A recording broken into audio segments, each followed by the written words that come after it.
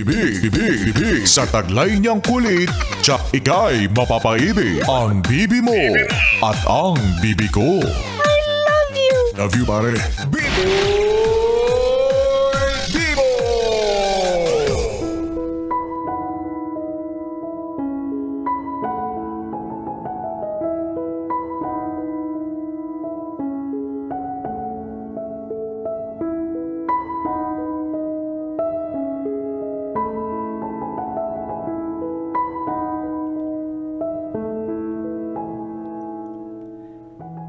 Bibi, maligayang Pasko.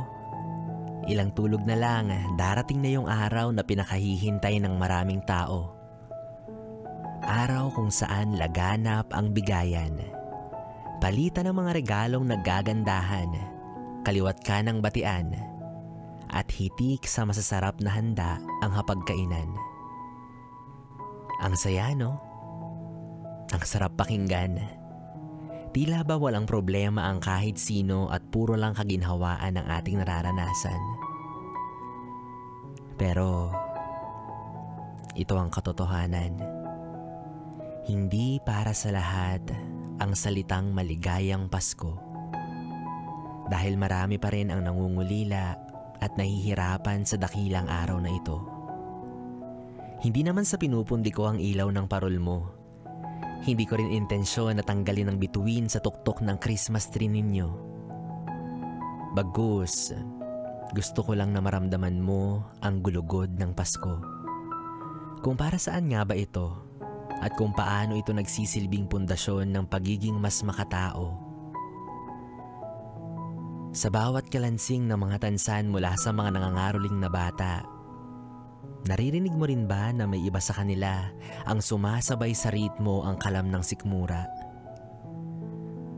Mga batang lansangan na walang mauwian, padapo-dapo sa mga sasakyan, naghahangad na makasakaling mapagbigyan at kung meron man, tsaka pagsasaluhan at tira-tirang pagkain na siyang gagawing pamununang tiyan.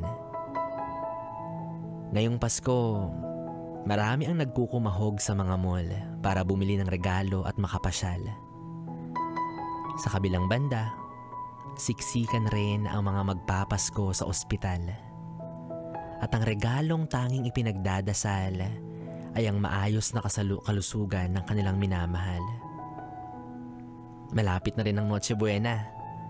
Kompleto na naman ang maraming pamilya. Lahat masayang sama-sama sa iisang mesa. Pero nasilip mo ba mula sa pintuan na may mga tahanan na mayroong bakanting upuan? Nakalaan para sa taong tuluyan na silang nilisan. Bakanting plato para sa isang napakahalagang tao at sa bawat litrato ay may nakalaan na espasyo para sa kanya na siyang dahilan kung bakit hindi na sila kompleto. Masaya naman talaga ang Pasko. Pero hindi ito perpekto. Hindi rin kailangan na sobrang garbo. Hanggat maaari, dapat simple lang ito. Kasing simple ng pamilyang nagdiwang sa sabsaban nung unang Pasko. Kaya naman, Bibi, sa kabila ng lahat, Merry Christmas! Or kung hindi ka man masaya ngayon, sana maging okay na ang sitwasyon ninyo sa mga susunod na bukas.